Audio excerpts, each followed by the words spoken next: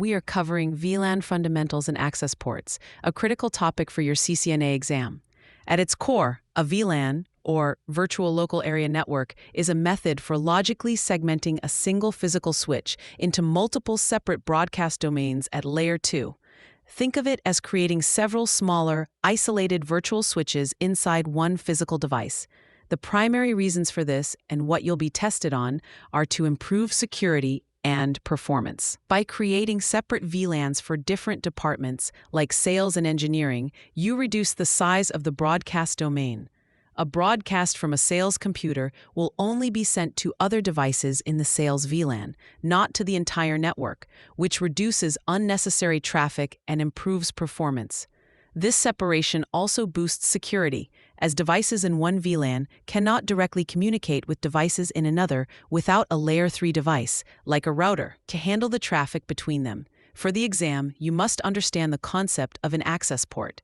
An access port is a switch port that belongs to and carries traffic for only one single VLAN. When you connect a device like a PC, printer, or server to a switch, you'll almost always connect it to an access port. The key configuration commands you'll be expected to know are switch port mode access to define the port's mode, and switch port access VLAN, followed by the VLAN number to assign it. A major point of confusion and a common exam trap involves the default VLAN and the native VLAN. By default, every port on a Cisco switch is in VLAN 1. This is the default VLAN. The native VLAN, which is also VLAN 1 by default, is a concept related to trunk links that carry traffic from multiple VLANs, where it handles untagged frames. For this topic, remember that if you plug two PCs into a brand new switch, they can communicate because both ports are in VLAN 1 by default. Another critical exam topic is where the VLAN configuration is stored. Unlike the main device configuration, which is in the running config and startup config files, VLAN information is stored in a separate file called vlan.dat, located in the switch's flash memory. This means if you erase the startup config and reload the switch, the VLANs you created will still exist. This is a classic trick question. To verify your VLAN configuration, the most important command is show VLAN brief. The exam will expect you to read the output of this command to identify which ports are assigned to which VLANs.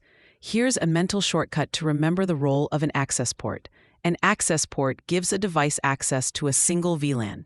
This helps reinforce that it's a one-to-one relationship. The exam will test these concepts by asking you to interpret command outputs, predict network behavior based on a given configuration, and identify the correct commands to achieve a specific setup.